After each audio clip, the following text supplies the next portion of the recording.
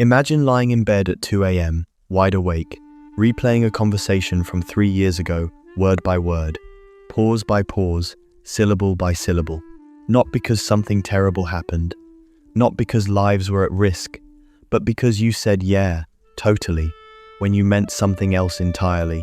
Your body is still, the room is dark, but your mind is running a courtroom, and somehow, you are always both the defendant and the judge.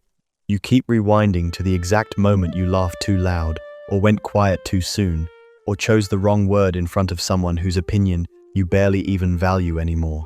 What is happening inside a mind that cannot leave the past alone? Why do some people live, not in the present, but in the endless echo chamber of what was already said? This is not just a quirky personality trait. This is not you being too sensitive or too self-aware. This is something far more psychologically complex and far more culturally engineered than most people realize.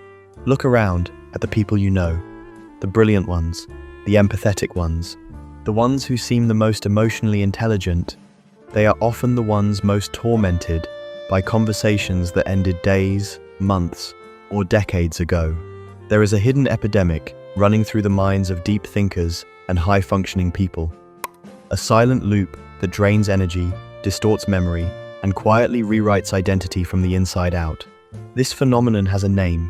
Psychologists call it rumination, but that word is far too clinical, far too small, for what it actually feels like to live inside it. Rumination is not just thinking, it is thinking that feeds on itself. It is a mental spiral that begins with one moment and expands until it consumes everything around it. Today, we are going beneath the surface of that spiral. We are going to uncover why certain minds are wired to replay, what that replaying is actually protecting you from, and what it slowly costs you the longer it continues. By the end of this, you will not just understand overthinking, you will understand yourself at a level that most people spend entire lifetimes avoiding. That realization has a price, but it also has a power. If something in these words already feels uncomfortably familiar, if you are already nodding slowly in the dark, then stay. Because this was made for the version of you that is exhausted from living inside your own mind. And if this channel has ever made you feel seen in a way that the world outside rarely does, consider subscribing, not for the algorithm, but because you deserve a space that takes your inner world seriously. Now, here is the uncomfortable truth that no one tells you about people who overthink past conversations. It is not a flaw. It is not weakness. It is, in many cases, a sign of a mind that was trained consciously or not to believe that if you had just said it differently, everything would have turned out better. Think about that for a moment. Somewhere along the line, you learned that words carry enormous consequences. That one wrong phrase could cost you love, approval, safety, or belonging. That belief did not appear from nowhere. It was installed through early relationships, through environments where the wrong tone could shift an entire atmosphere, through moments where you watched carefully chosen words either open doors or silently close them. You became a student of language and human reaction not out of curiosity but out of survival. And survivors do not stop scanning for threats just because the danger has passed. So the mind keeps replaying. Not because it is broken, but because it is still trying to solve a problem it was never fully equipped to solve in the first place. Here is where the system becomes visible. Modern culture does not just fail to address this kind of overthinking, it actively profits from it, deepens it, and quietly celebrates it as a virtue. We live in a world that rewards people who are hyper-aware of how they are perceived. Social media did not create self-consciousness. It industrialized it, monetized it, and handed it back to you as a personality. Every platform is designed to make you review your own words. You post something, then immediately reread it through the eyes of a stranger. You edit, you delete. You wonder if the silence means something.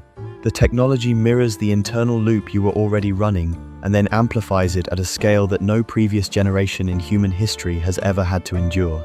Psychologist Susan Nolan Hoeksema spent decades studying rumination and found that people who overthink are not processing emotions more deeply, they are avoiding them more creatively. The replay loop feels like analysis. It feels productive, even noble, like you are trying to become better, more precise, more understood. But underneath that story is something far more honest.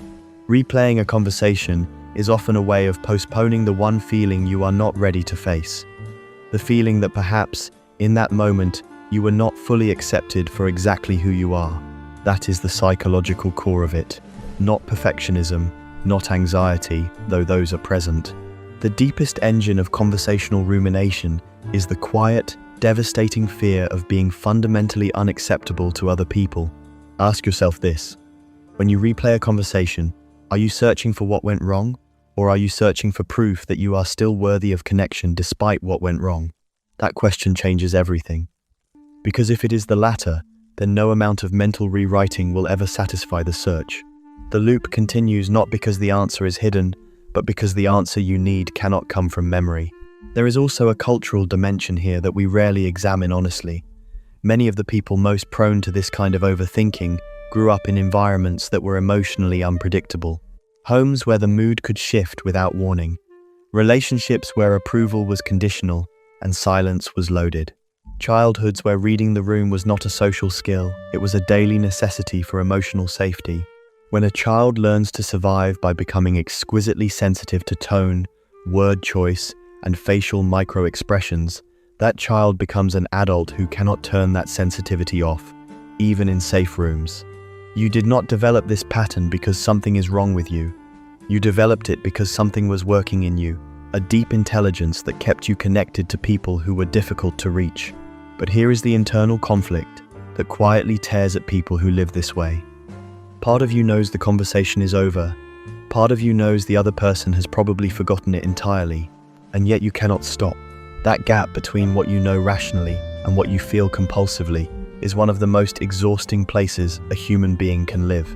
It creates a private shame that is almost impossible to explain to people who do not experience it. How do you tell someone that you are still haunted by a comment you made at a dinner party in 2019? How do you explain that a 3-second pause in someone's response is still echoing inside your chest? You cannot, so you carry it alone. And the carrying itself becomes part of the identity, the quiet burden of being someone who feels everything just a little too long. But here is the shift. Here is the turn that this entire journey has been building toward, and it requires you to sit with it fully before you move past it. The conversations you cannot stop replaying are not mistakes you are trying to correct. They are mirrors reflecting back the parts of yourself you have not yet given permission to exist without apology. Every moment you wish you had spoken differently is a moment where your truest self almost surfaced and then retreated out of fear. The rumination is grief. It is the grief of the self that did not get to speak. When you understand that, something begins to loosen. The loop does not disappear immediately, but its meaning changes. You stop seeing it as a malfunction and start seeing it as a signal. The practical shift is not to stop replaying. It is to ask different questions while you do. Instead of, "Why did I say that?" ask, "What was I afraid would happen if I had said what I really meant?" That question does not close the loop. It opens it into something useful, something directional, something that finally moves forward instead of cycling back on itself endlessly. The final truth, the one that lands differently the older you get, is this: the people worth keeping in your life are not the ones who needed you to say it perfectly. They are the ones who stayed even when you did not. You were never as exposed as you feared. You were never as misunderstood as the loop convinced you. The version of you that fumbled through that conversation, uncertain, imperfect, reaching, was already enough. The mind that replays is a mind that cares deeply. And a mind that cares deeply, when finally given permission to rest, becomes one of the most extraordinary forces of connection in any room it enters. Let this be the conversation you stop replaying, not because it did not matter, but because you finally heard what it was trying to say.